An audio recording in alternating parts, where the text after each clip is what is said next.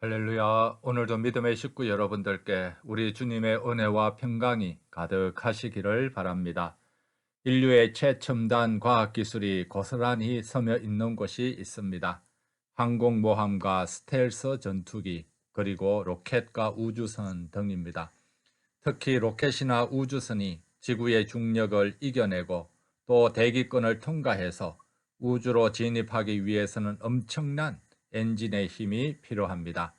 이 엔진을 만들기 위해서는 인류의 모든 첨단 과학 기술이 동원됩니다. 원자력 항공모함은 최고 출력이 28만 마력입니다. 그러나 우주선은 최고 출력이 2억 2천 마력이죠. 특별히 우주선을 들어 올리는 1단 로켓 엔진은 무려 108억 마력 정도랍니다. 108억. 108억 마력의 힘은 108억 마리의 말이 동시에 끄는 힘과 같은데 상상이 되십니까? 엄청난 힘이지 않습니까? 마찬가지로 이스라엘 백성들이 애굽에서 해방되고 구원받기 위해서도 엄청난 힘과 능력이 요구되었습니다. 죄악의 쇠사슬을 끊는 데에 힘이 필요한 것이죠. 또 죄악의 압제 속에서 벗어나는 데에도 능력이 있어야 합니다. 이런 구원의 능력이 어디서 옵니까? 우주선을 들어 올리는 로켓 엔진은 물리적인 힘과 능력입니다. 그러나 애굽에서 이스라엘 백성들이 구원받는 힘과 능력은 영적인 능력입니다. 구원의 영적인 능력. 이 능력은 오직 하나님께 있습니다. 출애굽기에서 하나님의 능력은 10가지 재앙에서 분명하고 생생하게 보여지고 있습니다. 어제는 10가지 재앙 중에 첫 번째 재앙이 일어났습니다. 나일강의 물을 붉은 피로 바꾸는 것이죠. 이것은 애굽인들이 의지하고 신성하게 여기는 나일강을 하나님이 치신 것입니다. 나일강의 우상의 무능함과 헛됨을 하나님이 보여주는 것이죠. 오늘 출애굽기 8장에서는 개구리와 이 그리고 파리의 재앙이 나옵니다. 개구리는 애굽 사람들에게 있어서 숭배하는 신 중의 하나였습니다. 우상 중의 하나였는데 개구리는 풍요와 풍년을 상징합니다. 개구리의 왕성한 번식력은 애굽인들에게 다산과 번성의 상징으로 여겨져 있죠. 그러나 출애굽기 8장에서 개구리는 애굽의 생존을 오히려 위협하는 재앙의 존재가 된 것입니다. 엄청난 개구리 떼로 인해서 오히려 재앙을 만나게 한 것이죠. 믿는 도끼에 발등 찍힌 꼴입니다. 하나님은 애굽인들이 섬기는 신은 애굽 사람들을 돕는 것이 아니라 오히려 저주가 되는 것을 실제적으로 보여주는 재앙입니다. 인간의 우상이 헛된 것일 뿐 아니라 오히려 사람들을 멸망으로 인도하는 것임을 보여주고 있는 것이죠. 이런 의미에서 개구리 재앙은 애굽의 우상 체계를 무너뜨리는 대사건이고 우상의 거짓됨을 드러내는 하나님의 선포라고 할 수 있습니다. 그러자 바로의 마술사들도 자신들의 술법대로 개구리를 땅에서 올라오게 하였습니다. 그러나 이것은 바로와 애굽 사람들에게 전혀 도움이 되지를 않았습니다. 개구리를 사라지게 해야 했지만 사라지게 하지를 못했기 때문입니다.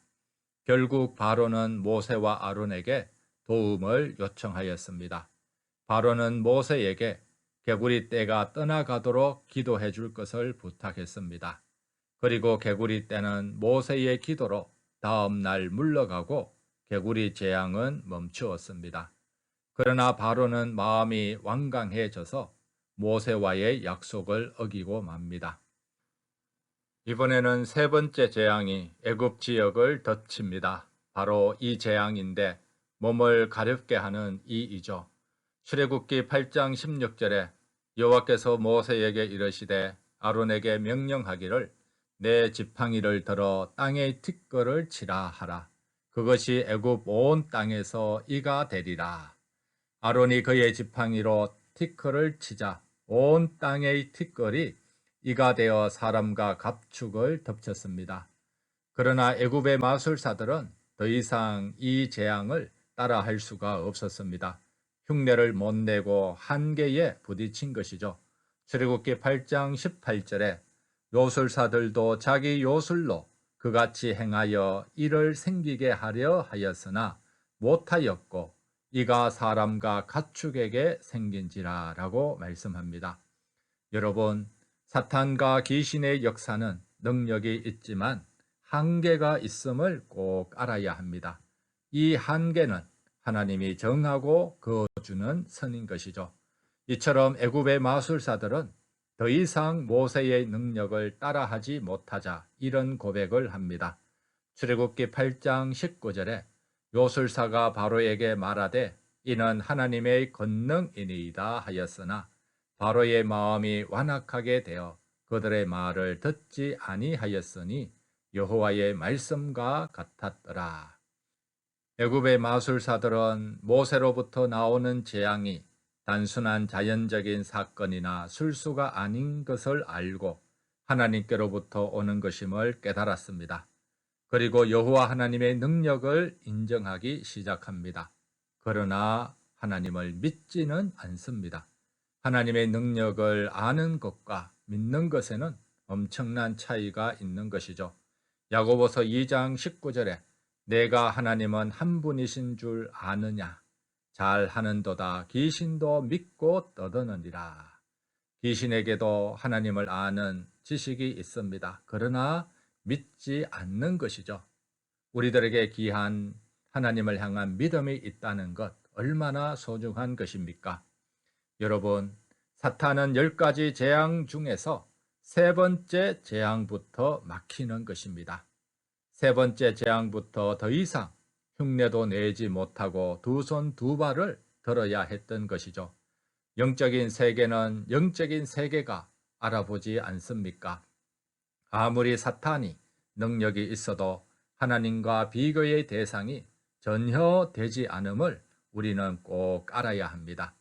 하나님이 사탄의 방해 공작 때문에 골치가 아플까요? 아니죠. 사탄의 능력에는 반드시 한계가 있음을 꼭 기억하시기를 바랍니다. 철로 역정에서 마귀 같은 사자가 무섭게 어르렁거립니다. 그러나 이 사자는 굵은 쇠사슬에 묶여 있기에 위험만 할 뿐입니다. 그래서 여러분, 우리는 사탄에게 겁먹지 말아야 합니다. 우리는 사탄의 흉내내는 거짓 능력과 속임수에 속아서는 안 될 줄 믿습니다. 애굽의 바로는 여기에 속아서 마음이 강팍해졌습니다. 완고해진 것이죠. 우리는 사탄보다 하나님의 능력을 더 신뢰해야 할 줄 믿습니다.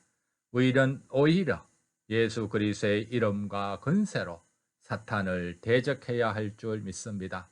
사탄에게 꼬리 내리지 말고 두려워하지 말아야 합니다. 우리는 예수 그리스도의 이름과 권세와 예수님의 능력으로 사탄을 대적하고 이길 줄 믿습니다.